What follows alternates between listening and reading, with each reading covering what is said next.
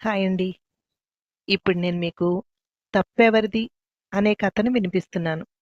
అవునండి. కథ పేరే 'తప్పెవరిది'. ఈ కథ పూర్తిగా విని తప్పెవరిదో మీరే చెప్పాలి. ఇక కథలోకి వెళ్దామా? జంటగా వెళ్ళి ఒంటరిగా వచ్చిన కొడుకుని చూసి, "ఏమైందిరా?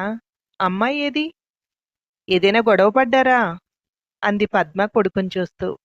మాట్లాడకుండా మౌనంగా వచ్చి కూర్చున్నాడు వికాస్. "ఏమైంది అంటే మాట్లాడవేరా? ఏమైనా చేసావా దాన్ని? ఆడదాని ఉసురు ఇంటికి మంచిది కాదురా నాయనా!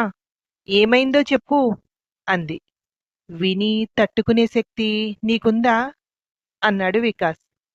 "ఆ పిల్లని చంపేశావేంట్రా కొంపతీసి" అంది.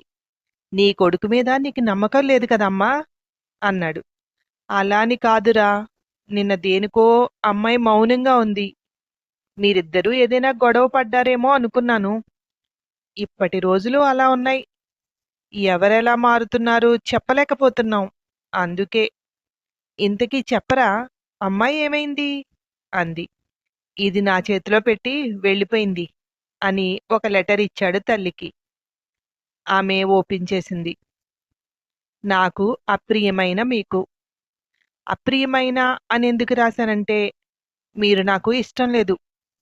నేను 10th చదువుతున్న దగ్గర నుండి ఒక అబ్బాయిని ప్రేమిస్తున్నాను. మీతో కాపురం 8 నెలలు అయితే మా ప్రేమ 8 సంవత్సరాలు.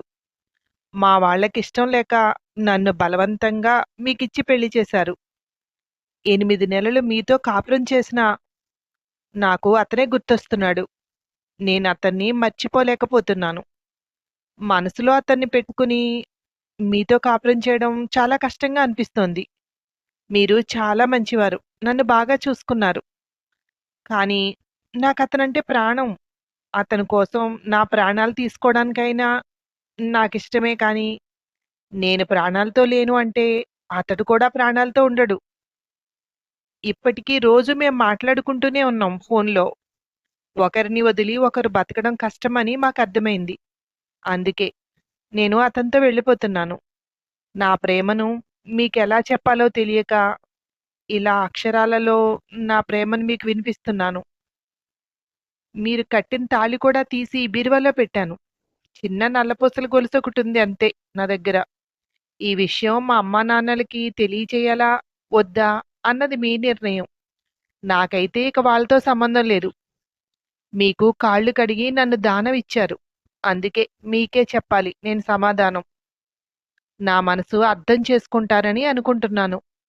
మా వాళ్ళు మా అమ్మాయి ఏది అని అడిగితే ఈ లెటర్ చూపించండి. లేదా నా ఫోన్ నెంబర్ ఉంది వాళ్ళ దగ్గర. ఫోన్ చేయమని చెప్పండి. నేనే చెప్తాను వాళ్ళకి సమాధానం. మీరు ఎవరినైనా చూసి పెళ్లి చేసుకోండి. మీరు మంచివారే. అత్తయ్య కూడా చాలా మంచివారు. కానీ నాకు మనసు అతని మీదుండి మీ మంచితనం నాకు నచ్చట్లేదు. నేను మీకు చేయగలిగిందొకటే. నన్నేదో చేశారేమో అనే అపవాదు మీకు రాకూడదు. మీరు పోలీస్ స్టేషన్‌లో కంప్లెయింట్ ఇచ్చినా, ఏమిచ్చినా అందరితోటి నేను మాట్లాడటానికి సిద్ధంగానే ఉన్నాను. ఇట్లు భార్య అని సంబోధించాలని లేదు నాకు. మీ పరువు తీసిన ఒక ఆడది. అది చదివి కళ్ళు తిరిగి పడిపోయింది పద్మ. ముఖం మీద నీళ్లు చల్లి లేవతీశాడు వికాస్. "ఏంట్రా ఇది? 8 నెలలు కాపురం చేసి వేరే వాడితో వెళ్ళిపోయిందా? వాళ్ళ అమ్మా నాన్నలకి చెప్పావా?" అంది. "ఎలా చెప్పమంటావమ్మా? ఏమని చెప్పను? ఆ ఉత్తరం చదివావుగా ఏం రాసిందో" అన్నాడు. "కానీ వాళ్ళకి చెప్పకపోతే వాళ్ళ అమ్మాయి ఏది అన్నది నువ్వే సమాధానం చెప్పాలి. వాళ్ళ ముందు నువ్వు దోషిగా నిలబడతావా?" అంది. "నా వల్ల కాదమ్మా. నేను దీన్ని ఫేస్ చేయలేను" అన్నాడు. "నడు వాళ్ళ దగ్గరికి. వాళ్ళకి తెలియకుండా ఏం చేయలేదు కదా! వాళ్ళ పిల్ల ప్రేమిస్తూ ఉందని తెలిసి నీకంటగట్టారు. ఇప్పుడు నిన్నొదిలేసి పోయిందది. రేపొద్దుట ఆ పిల్లకేదైనా అయితే నువ్వేదో చేశావంటారు. ఇప్పుడే అందరికీ క్లారిటీ ఇవ్వడం బెటర్" అంది. తల వంచుకొని నిలబడ్డాడు. "సిగ్గుపడాల్సింది నువ్వు కాదురా, వాళ్ళు. నువ్వేం తప్పు చేయలేదు. నాతో రా" అంది. ఇద్దరూ బయలుదేరారు. ఇద్దరూ వెళ్ళి వాళ్ళ తల్లిదండ్రులకు విషయం అంతా వివరించారు. తండ్రి కూతురికి ఫోన్ చేశాడు. "చెప్పండి నాన్నా, మీ ప్రియమైన అల్లుడొచ్చాడా? మీకు విషయం అర్థమై ఉంటుంది కదా! అంది సుప్రజ. అది కాదే, ఏంటీ పని? అన్నాడు. నాన్నా, నీకు సంబంధం లేదు దీంతో. నువ్వు నన్ను అతనికి దానమిచ్చావు. అతనికి చెప్పే వెళ్దామనుకున్నాను. కానీ మీతో 22 ఏళ్ల అనుబంధం నాకు. మిమ్మల్నే ఒప్పించలేకపోయాను. 8 నెలల పరిచయానికి అతడు నా ప్రేమను ఎలా ఒప్పుకుంటాడు? అందుకే చెప్పకుండా వెళ్ళిపోయాను.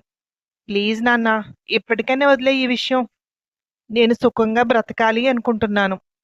నాకిష్టమైన వాడితో. మీరెవరన్నా అడ్డొచ్చారు, మమ్మల్ని ఏదైనా చేయడానికి చూశారు అంటే ఇద్దరూ కలిసి ఆత్మహత్య చేసుకుని మీ పేర్లన్నీ రాసి పెడతాం అని కాల్ కట్ చేసింది. గుండె పట్టుకుని కిందకి ఒరిగిపోయాడా తండ్రి. ఇదంతా విన్న మీరు చెప్పండి, తప్పెవరిది?